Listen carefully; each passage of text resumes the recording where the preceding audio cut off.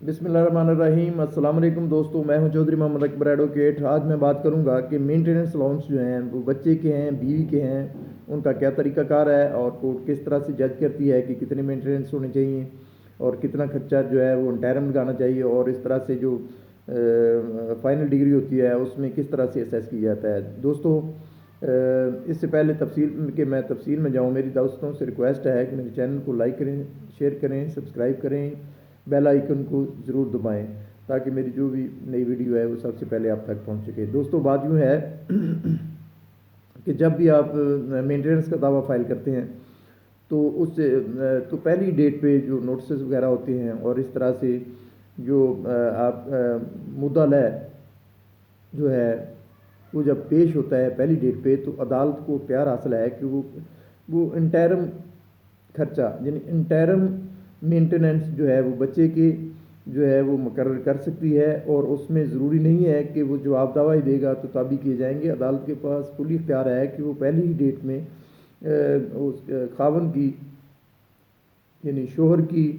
तनख्वाह को जज करते हुए या उसके कारोबार को देखते हुए जो इंटरम खर्चा जो है वो लगा सकती है, और वो फुली कम्पिटेंट है फैमिली कोर्ट कि वो इसको जज करे कि उसकी तनख्वाह कितनी है, और उस हवाले से जो है वो इंटरम जो खर्चा जो है वो अदालत लगा सकती है। फर्दर इसमें अगर हम बात करें तो अदालत जो है वो शोहर के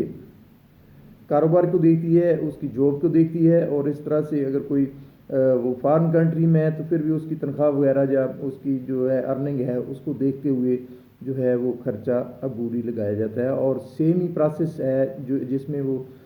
फाइनल डिग्री में भी जो बच्चे का और जो उसकी वाइफ है उसका जो मेंटेनेंस का खर्चा है वो अदालत जज करती है कि कितना लगाना चाहिए। आमतौर पर 1/3 लगता है जो उसकी टोटल पे है। फ़र्ज़ किया एक बंदा 1 लाख कमा रहा है तो उसका तकरीबन 30,000 तक जो है मेंटेनेंस अलाउंस का जो है वो डिग्री होता है, और इस तरह इसी रूल को ज़्यादातर मद्देनज़र रखा जाता है। लेकिन आम तौर पर बच्चों का जो आजकल अपना एपेक्स कोर्स में भी कई एक अथॉरिटीज़ आई हैं कि बच्चे का जो खर्चा है वो कम अज़ कम यानी पहले तो 5,000 था लेकिन आजकल 7,000 है कि 7,000 से कम नहीं होना चाहिए। यानी बच्चों का खर्चा जो है वो 7,000 से कम नहीं लगेगा। ज़्यादा लग सकता है, और वो 15 लग सकता है, 20 लग सकता है, यानी कोई भी according to capacity of the father of the child, यानी उसके बच्चे के बाप की कितनी अपना स्टेटस है और किस तरह से वो रह रहा है, उसी स्टेटस के हवाले से जो है वो बच्चे का खर्चा जो है वो लगाया जाता है। और दूसरी सूरत ये है कि उसकी बीवी का खर्चा नान ऑफ का, उसमें यह है कि अगर बीवी नान ऑफ का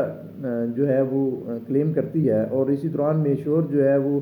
कंजुगल राइट्स का दावा कर देता है, और इस सूरत हाल में बीवी का मेंटेनेंस मज़ीद जो है वो इसी सूरत में लगेंगे अगर वो